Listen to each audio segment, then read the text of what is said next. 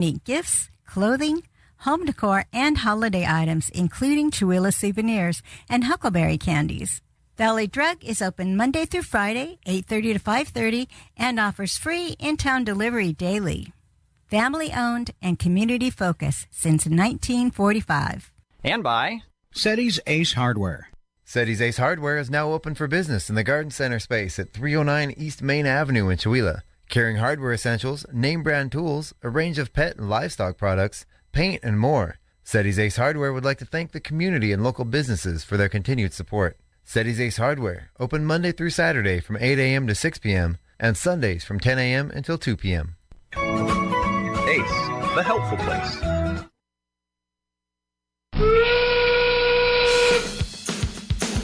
Listen in as the Chihuahua Arts Guild and KCHW 102.7 bring you Artists on the Air, here to present their local flair.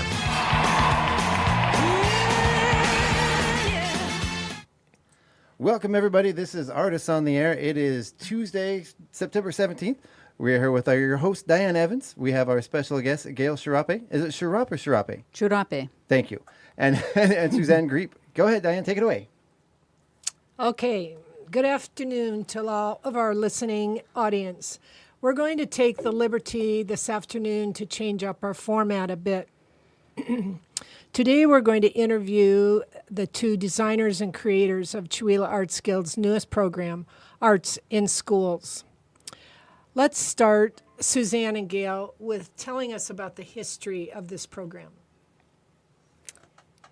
Well, we soft launched in spring of last year's academic year. And the program actually goes back to 2009 when we had the Rainbow Grant, which also brought artists into the schools. It also brought materials and things like that and field trips to schools. But we found that we really wanted to focus more on getting those artists into the schools. And so we launched a new program that's its total focus, is getting artists into the schools. Mm-hmm. There is a distinct difference between the Rainbow Grant and Arts in the Schools, though. Yes, right? There is. So do you want to talk about that? Yeah, the Rainbow Fund Mini Grants program is more for teachers leading. Like Gail mentioned field trips. She and Ellen Brighter, when they were teaching at Valley School, would acquire Rainbow Mini Grants for field trips or to have artists come in and demonstrate what they do in clay, for example, and have a clay project. Okay, that was kind of classroom-based, but the field trips were not. The field trips were sponsored with the school, their busing, all of that, and the classroom teacher going along. The Arts in Schools program is classroom-based. It's arts in the classrooms. The teachers are present, but the artist instructors, local artist instructors who are paid for their time in the classroom teaching and for their preparation of materials, they are in the classroom doing a project or a lesson with students, sometimes on a repeated basis. Mm-hmm. Mm-hmm. The other piece of the Rainbow Grant is scholarship program, and that provides scholarships to students, kids who want to take a art class out of school or stage time theater. We've sponsored several kids going to stage time theater school. So that's the other major difference between the For sure. Rainbow Grant and even this one new of program. Doing costuming in stage time, one of the sewing machines, I believe, that's still being used was purchased through a Rainbow Fund Mini Grant. Wow. Years ago. Wow. I did not know that. Yeah. I remember once pre-COVID, I believe one of my kids got one of those Rainbow Grants for the theater program. Yeah. Ended up chickening out after auditions and not going back, but they got the experience. But I think the other one actually ended up using it for sewing. Sewing with. Yeah. Yep. Yeah, and we also bought, I think, ukuleles for Valley School and marimbas for Summit Valley. So things like that is the Rainbow Grants focus now. And we've directed now the artists coming into the school classrooms through this new program. I'm really glad we have both, though, because Oh, I yeah. see them as very distinct programs and distinct purposes. So I'm really glad that the Arts Guild has both of those programs. Okay, so I put this question on my sheet, but I could answer it for both of you, but I'm going to let you answer it. So what value do you put on education, art education in public schools? I believe that it's essential. I think it's as important as any other subject because it employs the whole brain. It fosters creativity, which we need in problem solving, critical thinking skills, all kinds of things, and it meets all kinds of learning styles and all kids where they are. So I believe it's essential, an essential part of curriculum. Yes. Definitely. Yeah. For a balanced education, it is. It's a critical piece. And for some kids, it is the piece that makes the rest of learning possible. Yeah. I think if I could hear for a second, I think too it's important because not only is it part of a balanced education, but there are some kids who need that stress relief. They need that relief from the daily grind of math and science. And for someone who was undiagnosed through childhood with various neurospiciness, it was always I didn't understand why, but it was always sort of this relief, and it let me get my mind out of the stuff happening the rest of the day that I just couldn't focus on. Yeah, it has fewer Absolutely. pressures. It's a way to express your feelings into what it is you're creating. It has a lot more built-in freedom of expression, which I think is important for all of us. And often I think that relief actually helps kids leave that art room, and then they do better, and they're able to focus better throughout their day because they're calm, they're relaxed, they've gotten some of that angst out, or whatever it is that they have, that they needed to get through the rest of the day. Yeah, a certain focus. Yeah. Yeah. And along with art appreciation, just being aware of the amazing world that we live in and the artists that there are, whether they're famous artists throughout the ages or within our own community. Art appreciation is important.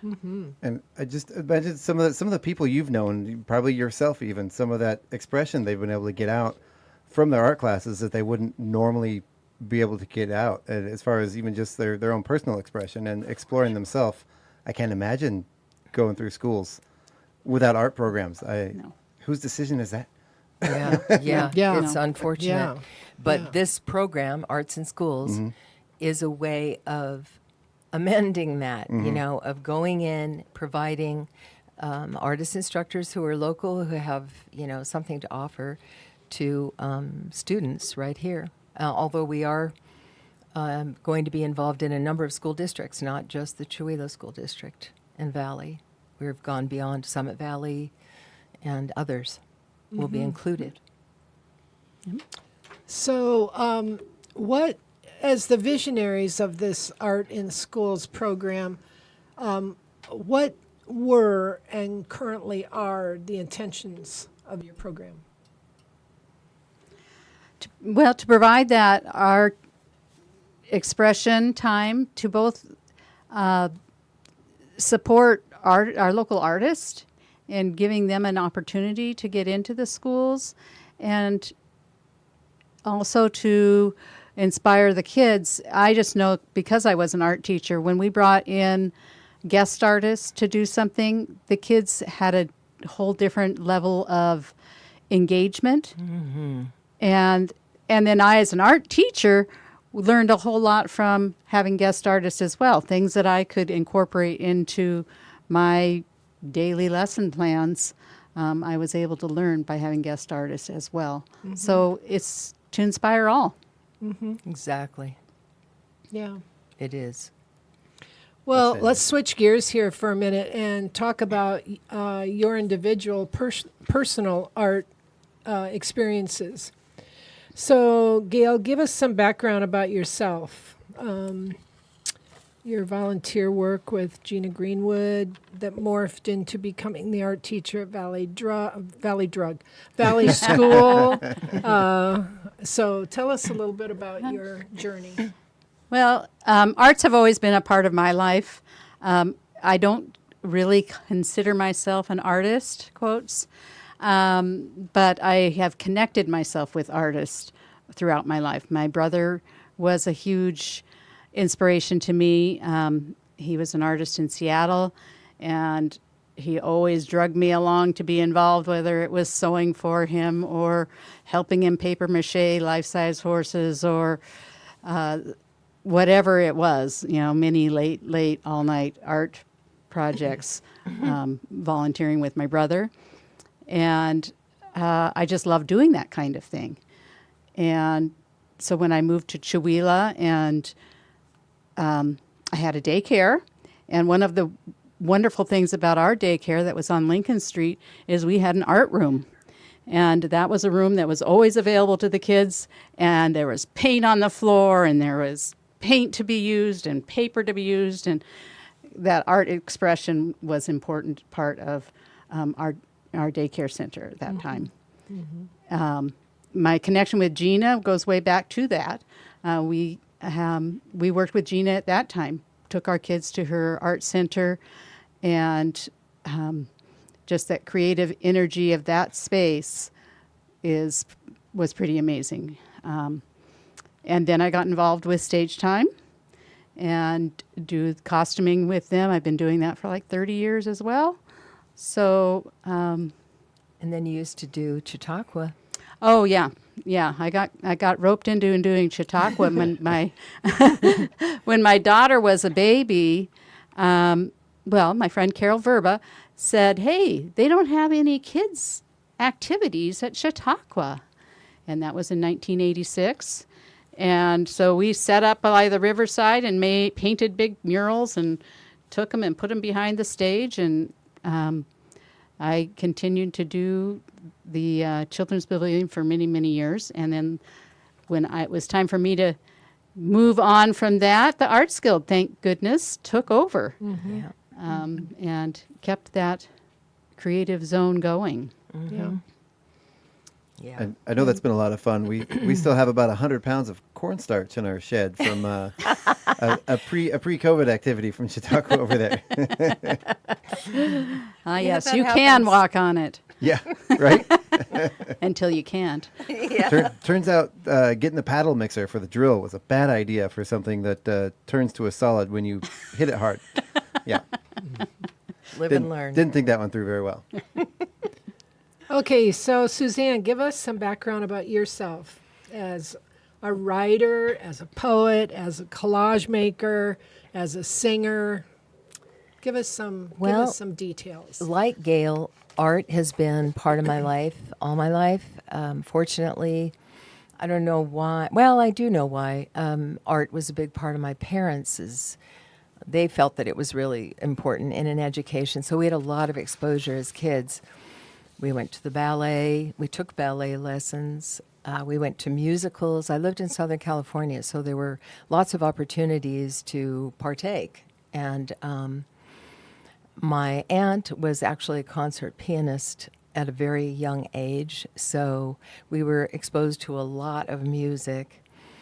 And because I was fairly shy, I sang in the shower, but I didn't sing in public for a long time until I was dragged, literally, practically dragged, in one of the colleges I attended by a wonderful teacher that I had for a number of years, the late, great Richard Robb. And so then I started creating music for myself. I felt intimidated because I didn't read music or anything like that, but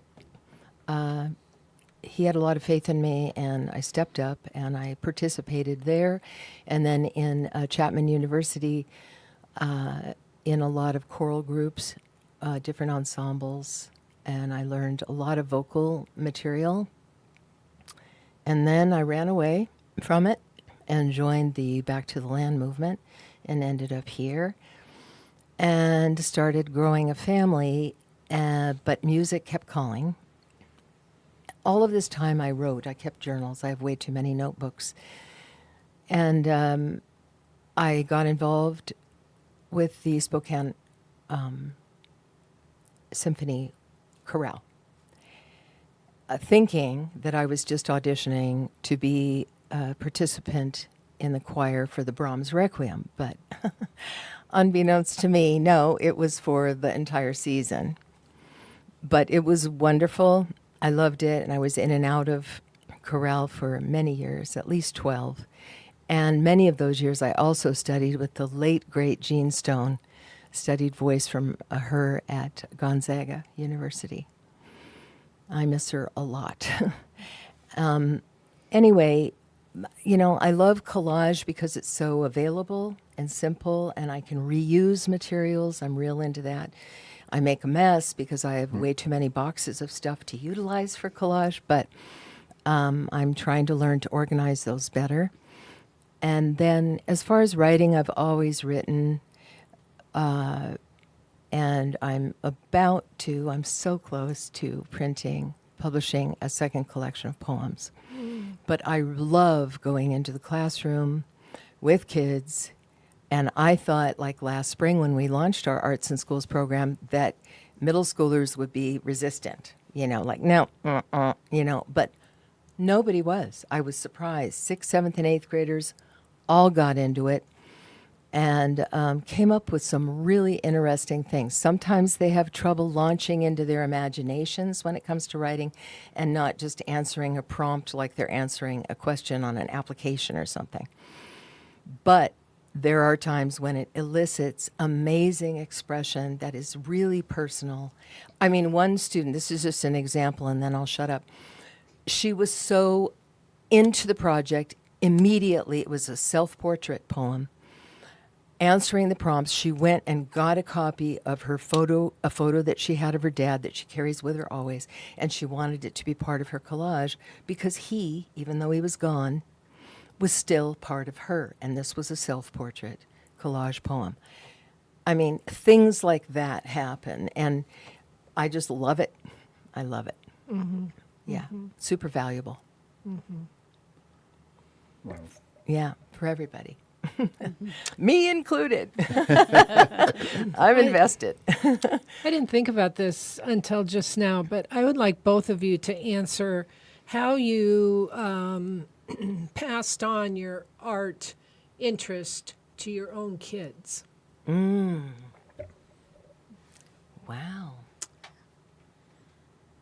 What do you think? Well, I don't know. My kids were also drug into my brother's art realm a lot. And I think that really was a huge piece of a way that I inspired them with arts, because he did a lot of things with Bumbershoot in Seattle back when it was much more reasonably priced venue to go to. And he did installation pieces there, huge installation pieces where he took enormous rooms and transfixed them into amazing, draped with fabrics all over, and then collaborated with theater groups to perform in them. And we would just hang out with him for the weekend and get to experience all these different places. You know, my son was older, so he would go off and listen to concerts on his own. He loves music. He goes to lots of concerts still. And yeah, they just were exposed to a lot of different kinds of artistic experiences, and a lot through my brother. We would go over to the children's,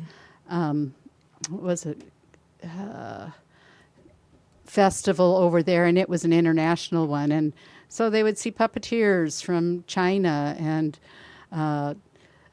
roller derby gals from Korea. Wow. Nice. Now that's what I would be interested in, roller derby. And, you know, so yeah, trying just to get them exposed that way. My grandson is my go to the Mac buddy. Every time I'm a membership, he's my guest member, and we go to the MAC whenever there's a new show and out to lunch. And he and I just went to the Van Gogh immersion, Nice. and he loves doing that stuff. You know, he's been going since he's little, so I guess that's my way of instilling it is For sure. getting him out to see it. Exposure. I haven't gone to the one here yet, but the Van Gogh experience in Seattle was amazing. Yeah, It was so much fun. It was totally cool. And he's the kind of kid, because he'll sit and read all the information and sit and watch all the all that 3D stuff going on.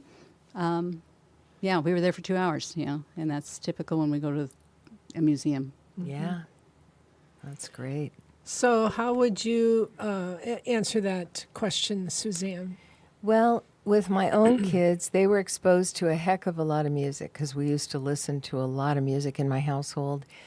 And, I hummed all the time when I'd be nursing my babies to sleep.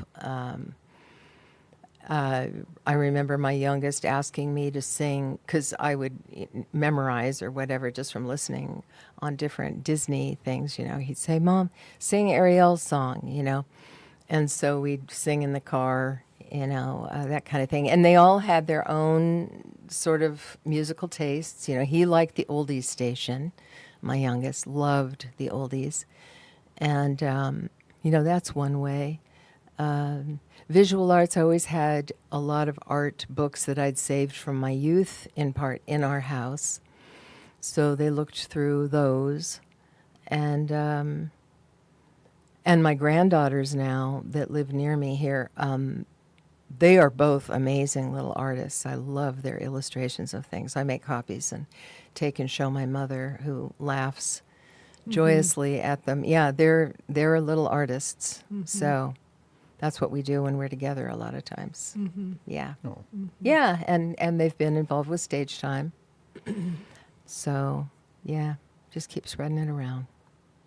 As artists yourselves, do you do art every day? Almost. Part of the reason I live here is I love being in nature, and that's art to me. Being able to get out and go for a walk and find. The other day, I found this wonderful branch. It was all dried, but the pine cones were like pink, and they just called out to be set aside and photographed and added to, and so that's the kind of art I like to do. Nice. Yeah. That's great. Yeah. Spontaneous. Yep. How does art affect your everyday life? Oh my gosh. It has. What if you didn't have art? I don't know. I don't know. Writing has been my literal salvation, truly, through my life. It's the way I have processed real difficulties in my life, and it's the way that I express by sort of putting things in juxtaposition, kind of in a creative way. I'm trying to be more creative with it. And musically, oh my gosh, that was just, I had to do that when I did it. Your body is your instrument as a singer, and mine has changed radically over time. And my singing voice, I pretty much lost after I had surgery in 2003 from the anesthesia tube thing. I don't know what happened, but anyway, changed a lot. And I tried to come back from that, but it's never been the same. But I do really miss it, so I'm hoping I can find a way to still sing in some limited form. But writing is absolutely essential for me. Yeah. And collage, color, shape, patterns, balance, composition, all of it I love. If I could take a second here, there was something, Gail, you said a little bit ago that's kind of been, describes me throughout my life. You said you're not necessarily an artist. You don't consider yourself an artist per se, but you are a very creative person. And I think a facilitator, facilitation. We all know artists. We all know people that, especially in the music world, a lot of times they're out playing, they're practicing. They need those sort of intermediary people, the facilitators. And I've got my house is littered with musical instruments I bought with good intentions. I can never get over that hump of tinkering to being a player. But I found early on, 25, 30 years ago, my role is better suited to, is kind of, I guess, why I'm here, to sort of facilitate musicians and get them out and seen. And as far as getting the arts in the schools, it just really seems like the Arts Guild is sort of taking on this facilitation role that I think is so important, because clearly the school districts don't have that voice, that facilitator, that what's the term I'm looking for? Someone. There is some art education. There is an arts teacher at some of the schools, but it's not pervasive. Right. It isn't seen as a main subject the way we see it. And but I do want to go back to Gail in terms of being an artist, and she is. Oh, yeah, not absolutely. only as a facilitator and as an instructor and inspiration to students, but she is an amazing designer in costuming and ideas that she has for putting things together. Her experience with her brother, all of these things are her as an artist, but she's a giving artist. It's in service that she is an artist. That's what I see. It's a beautiful description. Well, thank you. Yeah. Well, and that's true. it. It's the facilitating of making art available is very important, and making it available to all our kids and to our teachers to really have that time for expression. And whether it's movement and music, or painting or building, or there's so many different ways that art needs to be expressed, and kids need that time to express it. Yep.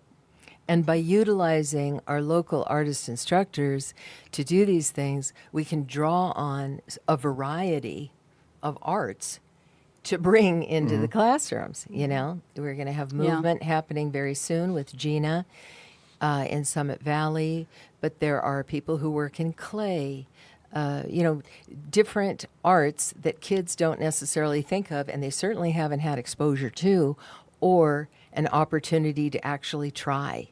And, it's just really important to have that. Sometimes kids find their way in an expression, and they keep going. And it becomes an essential part of who they are. Yeah. I believe advocate is the word I was looking for earlier. Yeah, it's a perfect word. It's real. Yes. It's an active word. Yeah, and I'm excited to see we live in such a creative area. There's so many creatives here, artists who have so much to offer, and it's so cool when they come into the schools and the kids get to meet real artists. And work with them and see and create. There's just a different energy that a guest artist brings from your typical classroom teacher, even if that is an artist, even if that's an art teacher. And because as an art teacher, you're dealing with it every day, 7 days a week, and it's not always as inspirationally filled as you would like it to be. Right. Sometimes the Charlie Brown voice takes over from the teachers, and kids just kind of zone out. Well, yeah. Or when somebody comes in to visit, they know they better be on their better behavior. Exactly. And that clicks in usually. And that they're going to get something special. Something special's coming. Oh, their way. yeah. They're It's new, excited. it's exciting. Yeah. Yep. Yeah. They're excited. And as what I'm looking for too in this program, as artists go into the schools and meet the teachers that are in those schools, they'll be able to, we're putting together an art roster, and it will have a basic idea of what this artist can provide, whether it's watercolor or movement or clay. But as you work with the teachers, you're going to be able to find, like I'm working with Summit Valley, and they said, well, we want something multicultural, and we want, what can you do to tweak what you have to offer to meet what we're doing in our curriculum, which I think is wonderful. I mean, that's what I did when I was an art teacher. I would go and talk to the classroom teachers and say, okay, what are you studying? Are you studying Greece? Oh, we can do some Grecian art. And, you're studying what realm? And we can do that. So to be able to connect, and I think then teachers and artists can create new lessons through this program as well. Yeah, I think that's an important element. Yeah, to fit with their curriculum. So Arts in the Schools is in its infancy since last spring, basically. But I know that both of you have experienced a few successes. So can you describe one success that you experienced, Susanne, in this Arts in the School program? Yes, last year when I went into the 5th grade classrooms and we did haiku collage, it was wonderful because the 5th grade teacher then, one of them, put the student artwork in the community arts show, which was really nice for everybody to have those there. So I thought that was cool that, students who ended up going to the arts show with their families could see their work on display. And I considered that a success all the way around. Yeah. Yeah. Yeah. It was on a winter theme, that project. Yeah. What was one of your successes, Gail? Well, what it was fun. One of the things that happened last year was when we launched this program, and Becky Gregerson, that was the kindergarten teacher in Valley for years and years and years, requested that I came to her class and do projects with her kindergartners. And we did recycled paper. And the kids, you bring a blender and you're blending a paper and you're mixing color and fun things are happening and you're getting kind of messy, but not too messy. Yep. It is a fun project. It was just fun to do something that I'd done with all her kids when they were in Valley forever, and to have that request to come and do it with her kids here in Chewelah was a fun thing. Yeah, yeah. It must have been fun for her since she requested it. Yeah. Must have been a memorable experience. So. Yep. Well, one of the differences with it was when I was teaching at Valley, the kids would come to me for art, and the teacher that was their prep time, so they weren't engaged with the art going on in their art class. This was in her classroom, and she was an assistant and helping, and so there was it's nice to see the teachers in the class when you're doing art. Yeah. Yeah, it's a team effort. Yeah. Well, there's an informational meeting happening for artists and teachers and volunteers Monday, September 23rd, 2024 at 6 o'clock at the Chewelah Center for the Arts. Yes. So that's important. Yeah. So there one can probably learn more about the program. Yes, and people can sign up to participate. They can get packets. We have a packet for the artist instructors and a packet for the classroom teachers, and people can sign up to be volunteer assistants. I mean, it's interesting. Some former teachers who are retired, they don't want to teach a class anymore, even though they've taught amazing arts classes in the past, but they want to help. They just want to be an assistant, which is great when you have, materials that you need to hand out, or somebody's got a question, 4 or 5 at a time or whatever, to have an assistant. So anyone interested in that capacity is certainly welcome to come to the meeting too, so that they can find out what the program is and get involved. Yeah. Yeah. Very cool. Yeah. So today I wanted to bring you two here to fill us in on what's happening. And I strongly believe in the Arts in the School program, and I am so proud of the Chewelah Arts Guild and you two board members for creating such a valuable program. So I wanted to promote you. Thank you. I wanted to honor you and to thank you for all the times throughout all the years of giving. So, if there are no other words, that concludes this program. I just wanted to tell a little personal story about a similar thing. I remember from middle school, we had a guest artist in school, and it wasn't even something I was really interested in at the time, but I just remember it made a huge impact. It was a poet, a visiting poet. In middle school, I really had no interest in poetry, but I remember him coming into our class. One of the first things he said was, he told our teachers, all right, no punishment, no judgment for this. Kids, use whatever language you want in your poems. And of course, a bunch of it turned into just how many swear words could we get into a dirty limerick, Yeah. And from there, he took what we wrote and helped everyone in the class evolve into some really kind of profound expressions from some of the things that, started off as he got us into it by removing the boundaries Right. that were set for us, and from there was able to really help us get through that. And from then on, I loved poetry. From that day on, it started with being allowed to drop F-bombs in the middle of class. Right. And it really was it took on a lot more than what we were expecting it to at the beginning of that day. It opened a major window, and that I hope has occurred because we have brought, just like Gail was saying, that really this program's beginnings were in like around 2009. And that's when Washington State had its first poet laureate, and Sam Green. And we brought him here, the Arts Guild brought him here. And he went into the Valley School classrooms. He went into a third grade classroom at Guess Elementary. And I mean, those kids were engaged. It was really fun to watch.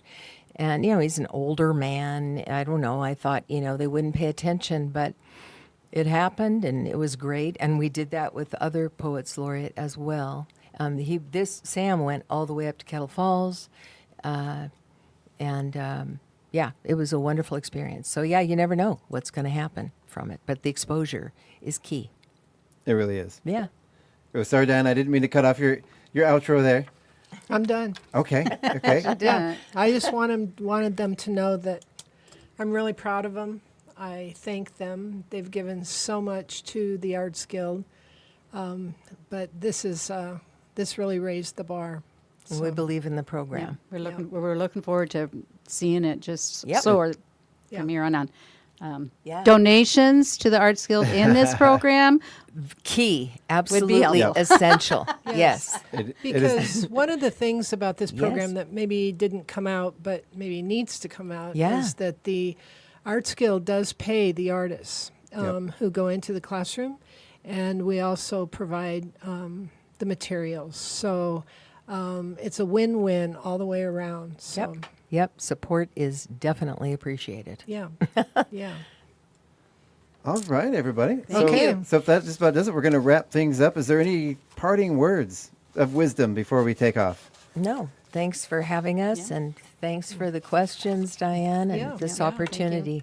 It's going to be a good program. Hey, and since we have 3 folks from the Arts Guild here, I believe there's another event happening tomorrow night. Yes. So well, you should know about it, Chuck, since you're going to be one of the participants. Yes. I do. I've had a couple of 4 a.m. nights staying up doing my presentation. Tomorrow night is Pechacucha. Yes. Yep, happening at the so much Quartet fun. Brewery. There's some good presenters. I mean, there's always great. There's presenters. always good presenters. There's always good presenters, Yeah. but this one's going to be another good one. Always interesting.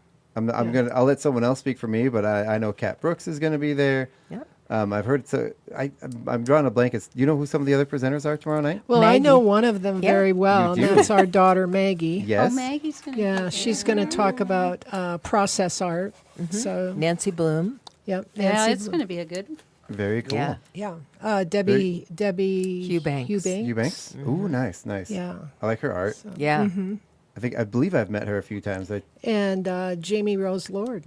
Oh, amazing. Okay. Yeah. The artist of the lovely cow mural above the creamery. The creamery Yes. mural. Yeah. Awesome. And Yeah. and I'm going to be there talking about how music has sort of shaped my life, and we'll have some of that talk about facilitation versus actual raw talent.